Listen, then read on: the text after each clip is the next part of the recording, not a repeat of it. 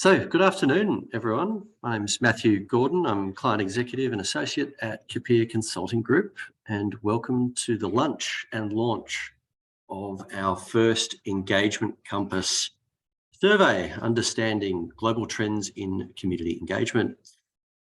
Before I begin, I would like to acknowledge that I'm speaking from traditional lands of the Wurundjeri Woi-wurrung peoples of the Kulin Nation. I wish to pay my respects to elders past and present and recognise First Nations peoples' ongoing and sacred connection to their country. I'd like to extend this acknowledgement to any First Nations people zooming in on this webinar today. Let me introduce you to our amazing panel. Clare Murrell is here. Give us a wave, Clare. Clare is an associate at Capir and an engagement leader across state and local governments. Clare has been an engagement practitioner for over 15 years. Great to have you here. And someone who needs no introduction, Amy Hubbard. Amy is the co-founder and chair of Capir and our practice lead, former board member of the IAP2.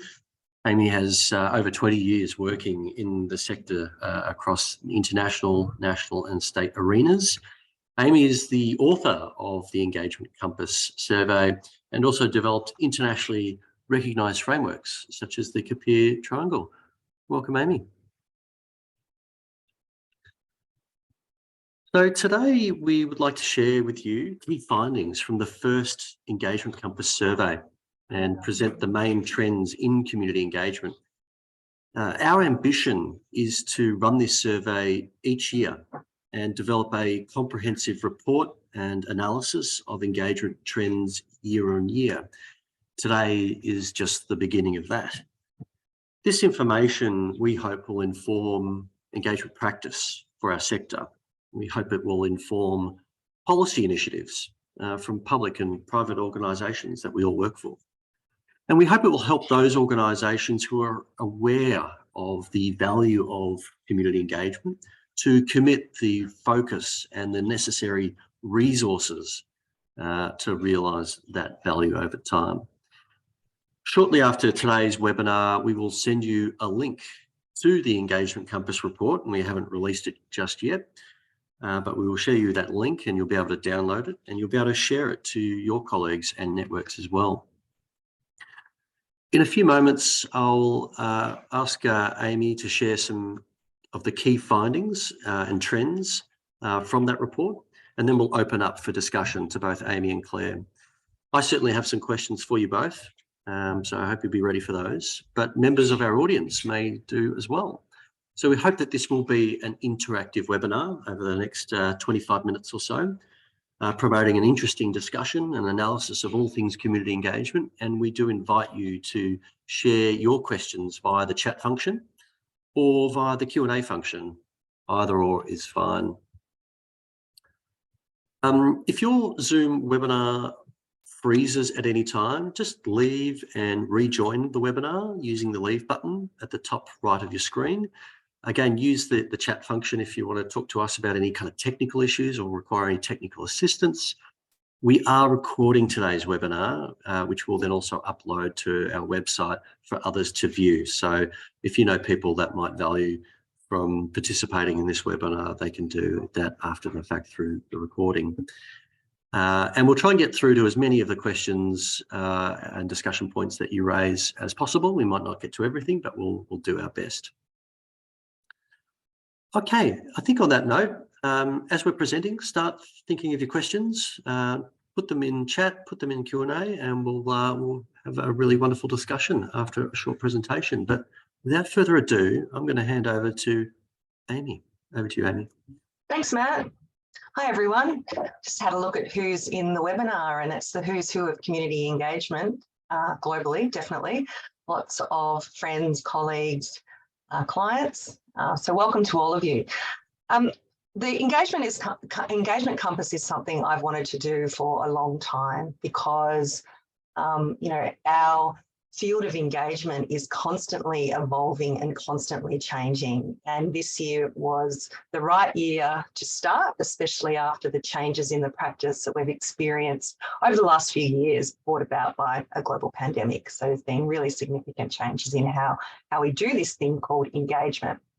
So the survey went out. We gave people about 4 weeks to respond. We had 152 responses. Now, I have read every one of those responses. There was so much gold in the information that was provided. So thank you if you were one of those respondents and you took the time to complete my survey. So in terms of the sectors that people came from, it was private, public, not-for-profit. We had some people from tertiary institutions and people that worked in multiple sectors, I suppose to put it. Not surprisingly, given Peers Networks, 64% of the participants were from Victoria. So I think this is surprising. 77% had 10+ years of experience. So it was definitely the more experienced practitioners that completed the survey. And 86% live in a capital or regional cities, so more urban humans, as opposed to our regional friends. So it's just a little bit about the respondents. So in terms of our current engagement practice, like what we're doing well now, the number one thing that we're doing well is online engagement is embedded in community engagement processes. Okay, so 80% of us felt that yes, we're doing that. And we can look to a global pandemic, which made many organisations get their house in order in terms of that integration. But also, respondents felt that decision makers now understand the benefits of community engagement. 69% of people felt that they understood the benefits. That's that is wonderful. But still 30% of people felt that there's some work to do there, that decision makers, they understood, but because of the time, resource commitments, they were sort of doing more tick the box engagement rather than meaningful engagement. And now there are regulated policy requirements for community engagement. So 68% of respondents agreed with that we do have regulation around what engagement is, what meaningful engagement is, and those sort of minimum standards with the different types of work that we do. So other strengths that came through from the responses. So leaders and decision makers recognise the value, benefits and impact of community engagement. Online engagement options have increased along with the community's digital literacy. Accessible and inclusive engagement tools are embedded in our practice. And the community is actually seeking out opportunities to participate in engagement now. So their literacy around participation has increased, and that they know that they can contribute to local decision making, and they see a role for themselves in that decision making process. So there's some of the strengths. Now, if we look at some of the weaknesses where we need to perhaps do a little bit more work. So only 22% of respondents felt that community members contribute to the design of the community engagement process. Okay, so this is an IOP2 core value, and we often see that this is not delivered on in many of the projects that we observe as consultants. Or assumptions are made about communities. We've used that tool in the past, that tool will work in the future. There's not actually that conversation happening with the community. Diverse community members are participating in engagement activities. Only 26% of people agreed with that statement. And then monitoring and evaluation of community engagement is embedded in engagement design and delivery. So nearly 30% of people felt that we were actually doing the monitoring and evaluation part.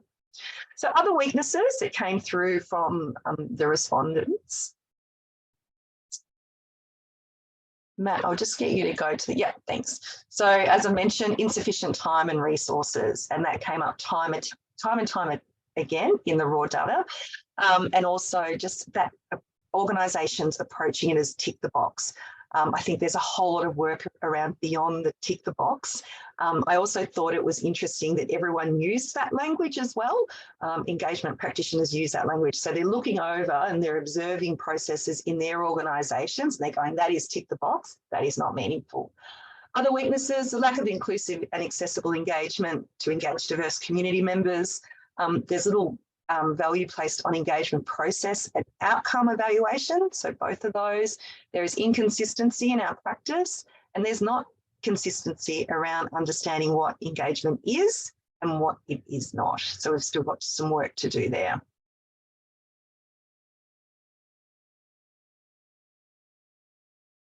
Next slide, Matt. So in terms of those community engagement outcomes, you know, in the future, we're hoping that the engagement compass will go to the community as well, because we want to understand what sort of outcomes the community want to see from this thing called community engagement. From a practitioner's perspective, the most important outcomes for the community were to create outcomes that meet community needs, to enable the community to identify their own priorities, and to increase trust between the organisation and the community. So this question was structured in a way where respondents could choose 3 out of sort of a menu of outcomes. So then from the organisation's perspective, the most important was to increase trust between the organisation and the community, to create outcomes that meet community needs, and then to identify and manage project risks. So they were the most important outcomes. I think the piece around trust, I think that's really telling. And, you know, from both sides, that's the most important part.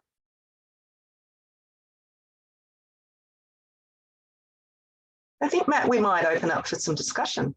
Absolutely. And thank you for all of those who pointed out that I left the chat disabled. Rookie error in running a webinar. That should now be enabled for everyone to post questions. But we do have a few questions coming through the Q&A. First one's from Fiona Reid. Fiona has a question. Has the value of community engagement by leaders and decision makers changed over time? Claire, let's throw to you. What's your experience with the attitudes of leaders around community engagement? Do we think it's changed over time? Yeah, thanks, Fiona. Nice to see you online here. And Alison, I also empathise with your sentiment there too around, you know, it feels like we've reflecting back sort of 10, 20 years ago, the things that we were thinking about then as well. Look, I do think that leaders are changing. I think they are backing up more resources internally. You know, we are seeing legislative drivers for this, but I think we're also seeing leadership really change their tune in terms of understanding and valuing engagement. We've been doing some really cool projects lately that are kind of requests around internal engagement and getting the house in order, be ready for good engagement, knowing that we are often put in a position where we have to have difficult conversations with communities, or a bit kind of reluctant to get out there on the street and talk to our communities. But we're seeing more and more kind of investment and support from leadership to their staff to be ready. So things like role play training that have been really cool, kind of things that we've been doing with Serious Word. We're seeing a lot more requests for that with our clients. So to me, that's a reflection that leaders are really backing their staff to be ready to be out there talking to their communities. What about you, Amy? Over a 20-year career, have you seen sort of a shift in attitudes from leaders? Definitely, because they don't have an option anymore. You know, communities want to be engaged, and they have this thing called social media where, you know, they want to participate, they want to know more, they want to get involved. So we're communicating in a different way. So leaders don't have an option, they need to engage. There's also a whole raft of legislation. You know, a lot of our practice of engagement comes from the Planning and Environment Act. This is in Victoria, and it's come from urban planning. But now, you know, we've got up to sort of 15 or 20 pieces of legislation now, which stipulates that we need to engage, but it's not just engagement. It has to be inclusive and it has to be accessible. So I think decision makers are kind of getting, you know, or leaders, they're getting crunched from both sides. They've got this legislative framework and the policy context. They've got the community coming at them, but they also understand that engagement is about trust. It's about better decisions that reflect the needs of the community. So I've seen lots of changes in that time. There's a comment about from Alison. Hi, Alison, about the weaknesses from 10 years ago. Claire, you mentioned it as well. Completely. And like coming out of the pandemic and looking around our practice, I felt like it was 10 years ago, because the issues that the clients were dealing with, because the quantum of engagement that they're doing has grown so much, and their internal systems and processes haven't caught up. Thank you both. Yes, it's sort of interesting. Sometimes there's innovation coming from certain quarters. Some of those longer term challenges that we've experienced sort of keep coming up time and time again. We've got another question here from Jennifer Mitchell-Moore. Jennifer's question: does the sector see community engagement as an approach to shaping innovative outcomes, in relation to public policy and public decision making? What's your sense here, Amy, around community engagement's impact on driving innovation? Hi, Jennifer. Well, yes, of course, because, this thing called community, they're kind of experts. They know a few things, and we should be listening to the community for innovative response to some of our big challenges.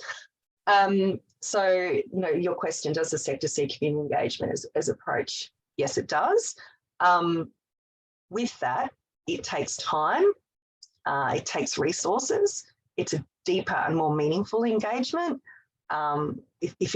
We are looking for solutions to some of these challenges, do all decisions have that time, and do they trust the process? No, not all of them. If you're really serious about going to the community with some of our big challenges, then it's about ensuring that we've got time to have those conversations. What about you, Claire? What are your thoughts here? Yeah, look, it's critical for us to really, treat engagement like it's one of the most important parts of any kind of program delivery or project delivery, in order to understand the outcomes. One of the things that I was reflecting on from your report, Amy, the Engagement Compass report, was around embedding evaluation, and that we just don't do it. And why don't we do it? And evaluation has its own practice, has its own practitioners and experts and that kind of thing. So it can feel quite overwhelming to stop, reflect, and think about how can we do things better? What was the impact? What was the outcome here? We're just moving to the next project. So I just can't emphasize enough how important it is for us to embed evaluation into our engagement processes. And there's some really simple small things that we can do to do that. We can include it in our templates. We can include our engagement principles as the success criteria when we're thinking about our engagement planning and delivery, and thinking about our reporting up to around that. You can host lessons learned workshops. You can host lunch and learn sessions like this and share like we are now. And look, IOP2 has amazing resources, and the case study template is a really great way to kind of build an evaluation and reflection kind of practice into your work as well. So that's probably, if I only had my one more minute, that would be kind of my biggest thing that I've taken away from the Engagement Compass report, is around evaluating. Thanks, Claire. Carol Chu points out, with the new Local Government Act in Victoria, which was released in 2020, there was this real kind of imperative for more deliberative engagement around that strategic planning within our local councils and our local governments. And, quoting here, perhaps a little knee-jerk reaction mixed in with genuine desire to improve community engagement practices. Do we have any observations or comments around, the uptake of deliberative engagement associated with the requirements of the Local Government Act? Claire, you've done a fair bit in this space. What's are we seeing a sort of a genuine approach to deliberative engagement, or is the sector accomplished its requirements there?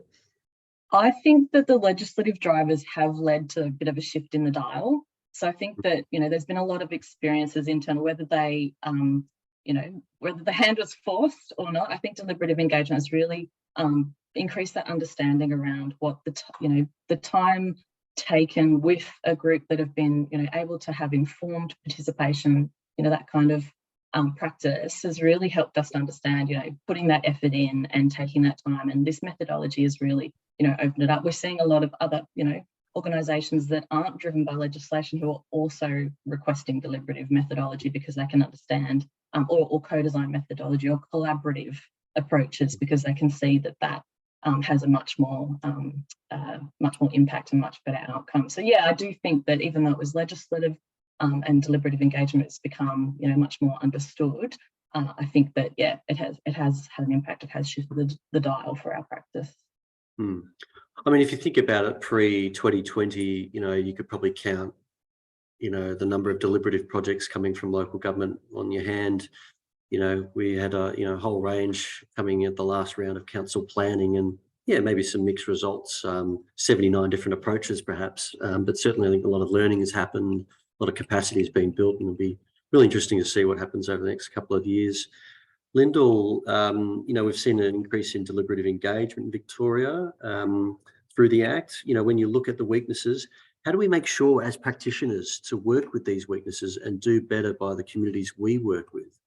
Yeah, so that's a really interesting question, Amy. What are the ways in which we can, really identify these weaknesses, and what can we do to, address those challenges?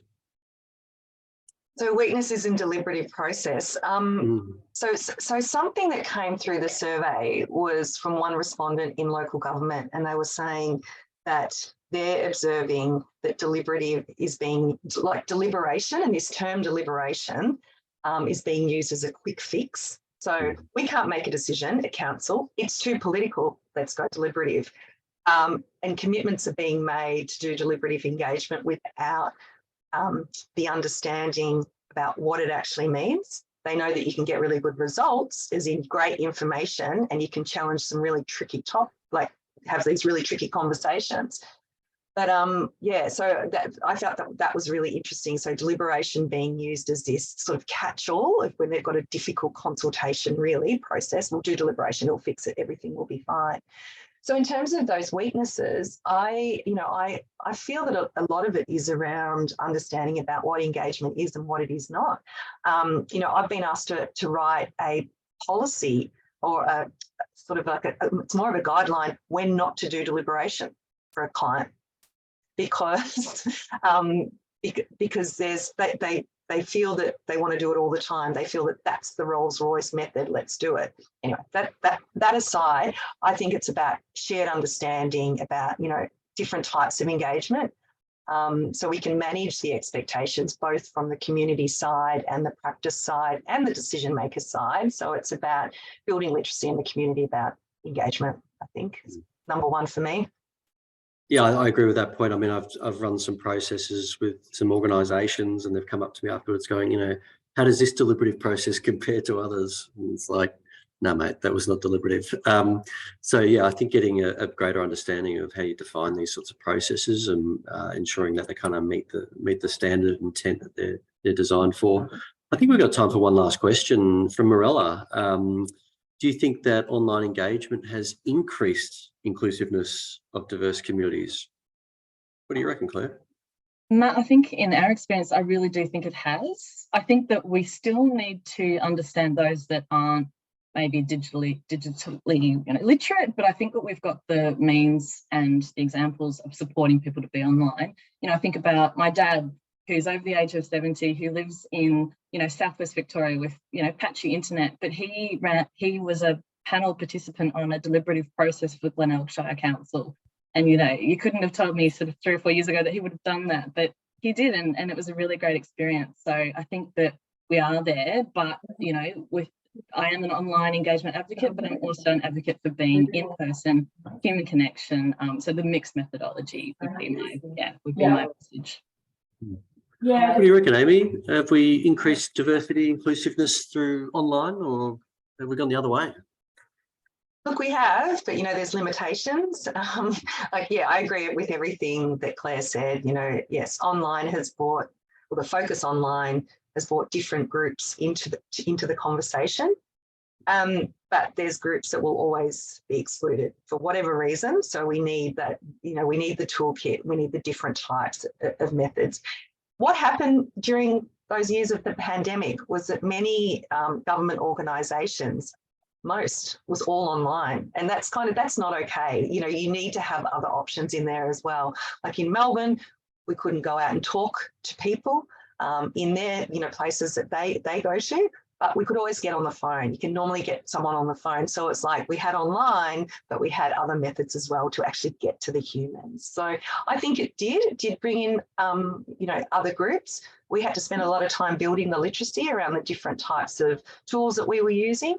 But yeah, there's always got to be other options, option B to participate, option C to participate. Yeah. Yeah, indeed.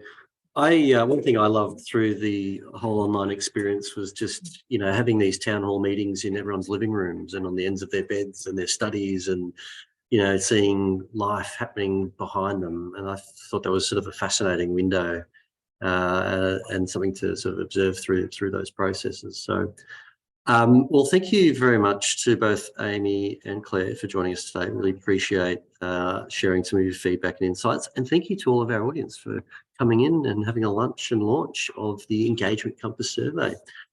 We're about out of time, but before we end today's webinar, I would like to share a couple of opportunities. First, a copy of the Engagement Compass report will be shared after this webinar. So keep an eye out for a link. We will send you a link for where you can download that report. We will also provide a copy of the slides that have been presented today, along with a recording of today's webinar. So need not fear that anyone has missed out there. So make sure you get yourself an e-copy of the report. Secondly, please share this report. Engagement Compass is in its first year, and each year we will run the survey and we'll report on the latest trends and how they compare to previous years. Our goal here is that over time to make this a global industry-led survey, and that the data that we build from this survey over time will be reported for the benefit of all of the communities that we serve and the practices that we follow. So please share far and wide. Before we wrap up, I'd like to hear everyone's final observations. So jump on chat. Share your final observation about today's webinar. Claire, what's your final observation? Observational, maybe it's a bit of a call out, Fiona. I've seen your note there around, you know, being able to come together and share more. I think we need to organise a bit of a, you know, inhuman practitioner catch up. You know, we had the Days of Engage to Act, we had IAP2 local networking events. I think we need one soon. So anyone that's interested in organising something with me, get in touch. Let's get together and share more. All right, that sounds like it's going to be a lot of fun. Will there be a dance floor? Who knows? Amy. See that now. Amy, what about you? Any final observations from your end?